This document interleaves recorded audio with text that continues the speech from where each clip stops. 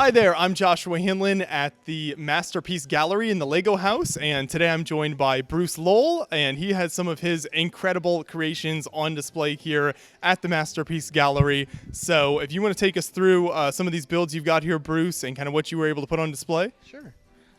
So we can just start from the top. I have the Lowell sphere, which I think is what I'm most known for. I have the original red regular size sphere. I also did a three size sphere using stickers from the Ant-Man set from a few years ago.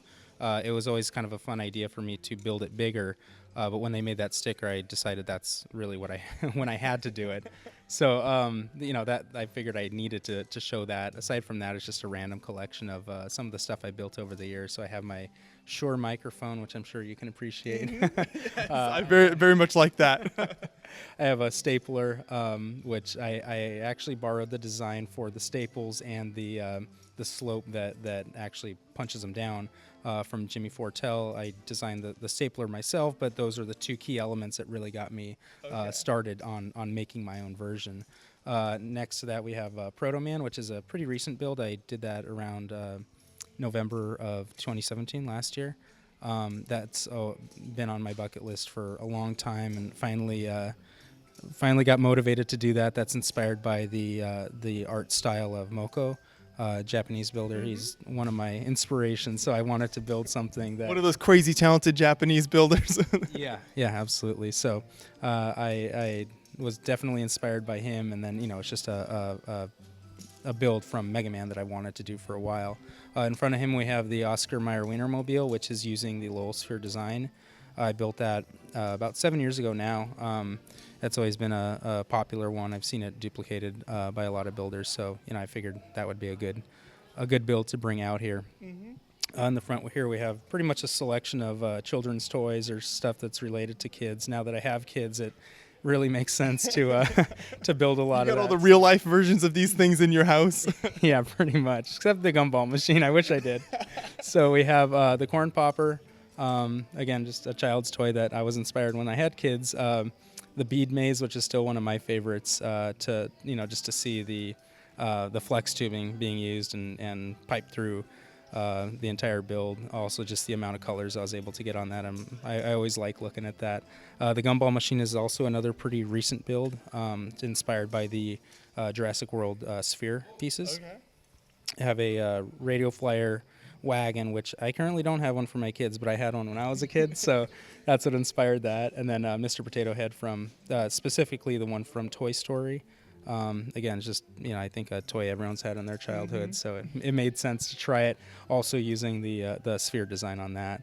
So moving over here, we have U.S. mailbox. I made that for my dad. He was a postal carrier for a long time. Oh, neat! Yeah, and it's incredibly accurate. You even got is that some custom kind of decals on the front there? Yeah, I made those. They don't look as good as if they were custom printed or anything, but a fun note about that, there actually is a plastic replica that's right around the same size, so it was cool that my dad has that one and he has the Lego one, but currently obviously it's here in Villain. It's not back in California. Next to that we have the Islandhoppper. That was a set, the number, I can't remember it right now, but it was an Adventures dino themed set. I really loved the set when I first saw it. This was part of Mocathlon. The idea was to replicate an older set with newer techniques or whatever. So because it was already on my list, I decided to do it for that. So it's a little bit bigger, a lot less studs than the set actually had, but yeah, it was a really fun take on it. I still really like displaying that now. So, and then down in the front we have the Kitchenaid Mixer, another, I think, one of my most famous designs. A lot of people still love that. I get emails and comments about it all the time, which I'm fine with. I really enjoy it. That was inspired by actually having a red one in my kitchen. Okay. And at some point, I think when the 3x3 quarter domes came out, I said, all right, I gotta try it. This is the piece. Yeah. And actually, after the fact, after I built it, is when I used the Duplo bowl piece for the bowl of the mixer. It just happened to work out by chance that it was the same scale for the build, so that actually made it even better. I think it looks better having the bowl in there than not. And then in front of that we have Luke Skywalker's lightsaber. This is also built for the same competition as the Islandhopper. It was a 1-to-1 replica of a weapon, and I decided to do a lightsaber because I really like Star Wars. So It's iconic. Everybody recognizes it. exactly. And then down in the corner, you can almost not see You it. got like a bonus build here. Yeah, the idea was to have it be a little Easter egg for kids to see when they walk through it. Also for the Mocathlon is Yoshi from the Mario series, specifically Yoshi's Island, where he's actually holding and throwing eggs. So that's what inspired that. Again, just one of my favorite characters. Uses the Lowell sphere design for the nose and pretty much all the body shaping. So I believe that's 15 mocks I have out here. So yeah, a pretty wide variety of the stuff I've worked on over the years, but it's fun to look at, fun to see it actually here at the Lego house. It is, and it looks fantastic here. And so a number of these things, as you've pointed out, are based on kind of real life objects. When you're sitting down and doing a build based on something, like a toy or whatever it might be, what is that process like for you when you're basing it on something from real life like that? Usually I'll get an idea for a seed part, like for the bead maze. It was part of an Iron Builder challenge. I needed to use a 1x1 clip on it. So I kind of knew what I wanted to do with that, but I went to a doctor's office, I saw a bead maze. I said, all right, I want to try this, but what really got me excited about doing it was using just the amount of colors that I did. It's probably the most color I've used on any mock, but also the idea of integrating the flex tube into the design, which I think is what really stands out for me.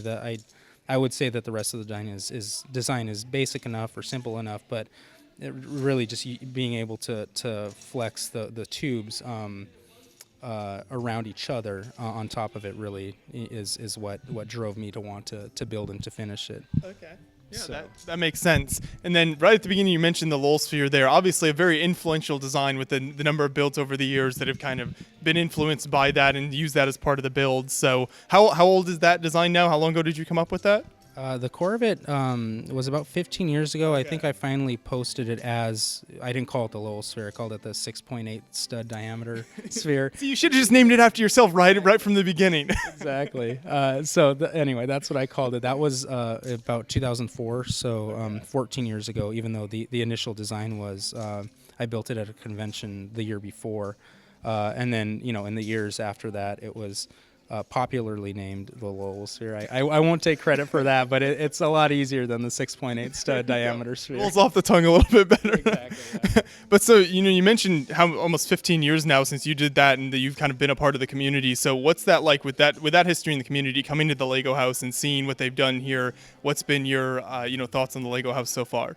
It's been an amazing experience to be out here in Denmark, to be able to be in the Lego house, to be featured as a builder in the Lego house. I don't think it's still sunk in yet, but it's really amazing to see my stuff here, but also just to be, just to experience it as much as I have, but just to be part of the actual, the feature here that, I don't know, hundreds of thousands of people are going to see over the year. So it's quite a tall feat, but like I said, I don't think I can completely internalize or understand the depth of that, but it still seems cool. So You'll fly back to the U.S. and it'll hit you eventually.